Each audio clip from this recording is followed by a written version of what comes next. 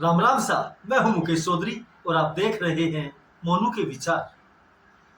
लाशों पर राजनीति करना इस देश में कोई नई बात नहीं है, लेकिन देश की राजनीति का स्तर इतना गिर जाएगा, नेताओं की बेशर्मी का स्तर इतना गिर जाएगा, ऐसा किसी ने नहीं सोचा था।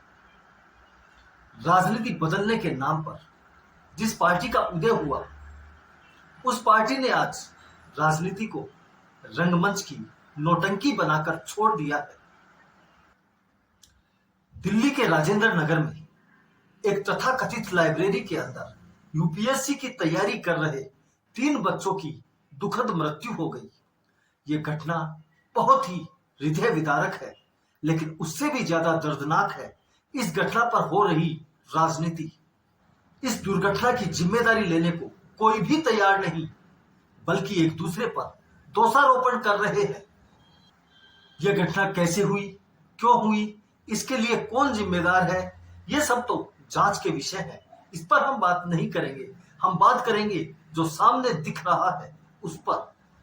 पहला सवाल, दिल्ली में बेसमेंट बनाने की अनुमति कौन देता है? इसका जवाब है दिल्ली सरकार का पीडब्ल्यूडी विभाग। पीडब्ल्यूडी विभाग की एनओसी में जब इस बेसमेंट में गोडाउन बनाने का जिक्र है, तो फिर यहां पर लाइब्रेरी या कोचिंग सेंटर कैसे चल रहा था? क्या विभाग सिर्फ एनओसी देने तक सीमित है? उसके बाद वहां क्या हो रहा है, इसकी जानकारी लेना विभाग का काम नहीं। इसके लिए कौन जिम्मेदार है? क्या आप दिल्ली में किसी भी काम के नाम पर किसी जगह एनओसी लेकर वहां मनमर्जी से कोई भी काम शुरू कर सकते हैं? क्या विभाग सिर्फ एनओसी देने तक सीमित है? उसके बाद विभाग की कोई जिम्मेदारी नहीं कि जिस नाम से वहां एनओसी ली गई है वो वहां पर वही काम कर रहा है या कोई और काम वहां चल रहा है। इस घटना से जुड़ा हुआ दूसरा सवाल है, बेसमेंट में पानी कैसे आया?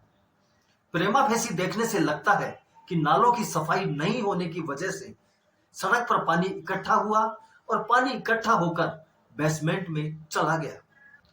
इस घटना से जुड़े हुए अभी तक 2 ही सवाल सामने आ रहे हैं। एक तो बेसमेंट में क्लास कैसे चल रही थी, दूसरा बेसमेंट में पानी कैसे घुसा। लेकिन देश के नेता इन दोनों सवालों को छोड़कर अन्य सवालों पर चर्चा कर रहे हैं। देश का विपक्ष जो बात बात पर नरेंद्र मोदी से सवाल करता है, आज केजरीवाल से किसी ने कोई सवाल नहीं किया। बेशक केजरीवाल जेल में है, लेकिन जेल से भी वो दिल्ली के मुख्यमंत्री बने हुए हैं। जेल से वो सरकार चला रहे हैं। उनके पक्ष में जब इंडी गठबंधन के नेता एकजुट होते हैं, तो आज उनको इस बात का भी जवाब देना चाहिए कि दिल्ली में जो हुआ उसके लिए जिम्मेदार कौन है। बेसमेंट की अनुमति देने वाला पीडब्ल्यूडी विभाग भी आम आदमी पार्टी की दिल्ली सरकार के पास है और नालों की सफाई की जिम्मेदारी भी उस एमसीडी के पास है, जहां आम आदमी पार्टी का बोर्ड है, आम आदमी पार्टी की मेयर है। कार्रवाई के नाम पर दिल्ली सरकार की मंत्री ने आनन फानन में जांच के आदेश दे दिए और एमसीडी ने बुलडोजर भेजकर उस सेंटर के बाहर बने हुए चबूतरे को तुड़वा दिया। दिल्ली सरकार की मंत्री ने जांच के आदेश देने से पहले क्या एलजी की अनुमति ली? क्या किसी अधिकारी को पूछा? क्या एमसीडी ने चबूतरा तोड़ने से पहले किसी की अनुमति ली या किसी अधिकारी से पूछा? जब आज वो नहीं पूछ रहे, तो फिर इसकी जिम्मेदारी अधिकारियों पर क्यों डाल रहे हैं? दिल्ली सरकार के मंत्री सौरभ भारद्वाज प्रेस कॉन्फ्रेंस करके इस पूरी घटना के लिए अधिकारियों को जिम्मेदार बता रहे हैं। जब सब कुछ अधिकारियों को ही करना है, तो फिर सरकारें क्यों चुनी जाती है? क्या जरूरत है दिल्ली में राज्य सरकार की? क्या जरूरत है एमसीडी की?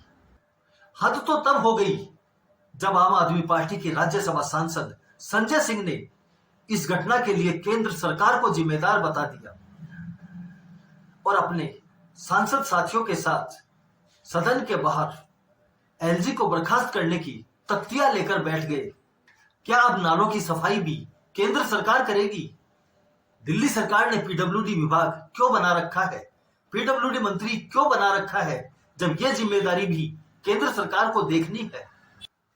कुल मिलाकर राजनीति बदलने के नाम से आई हुई ये पार्टी ऐसी राजनीति कर रही है कि राजनीति को रंगमंच की नौटंकी बनाकर रख दिया है। इनकी पूरी सरकार सोशल मीडिया और प्रेस कॉन्फ्रेंस पर चलती है। इनके मुख्यमंत्री और मंत्री जेल में बैठे हैं, लेकिन फिर भी बेशर्मी से ये हर बात के लिए दूसरों पर आरोप लगा देते हैं। ये हर बात के लिए दूसरों को जिम्मेदार बता देते हैं। पूरा मामला सामने है, लेकिन गठबंधन की मजबूरी समझो या फिर कुर्सी का लालच, पूरा विपक्ष इस मामले में आम आदमी पार्टी और केजरीवाल का नाम लेने से डर रहा है। 3 मासूम जिंदगियां देखते देखते मौत के आगोश में खो गई, लेकिन मजाल विपक्ष का कोई नेता दिल्ली सरकार या एमसीडी से कोई सवाल पूछ ले। भाजपा शासित किसी भी राज्य में छोटी सी भी घटना हो जाए तो सीधे नरेंद्र मोदी से सवाल पूछने वाले नेता आज केजरीवाल या उसकी पार्टी का नाम लेने से बच रहे हैं। सीधी सी बात है, इन लोगों को जनता से कोई मतलब नहीं है।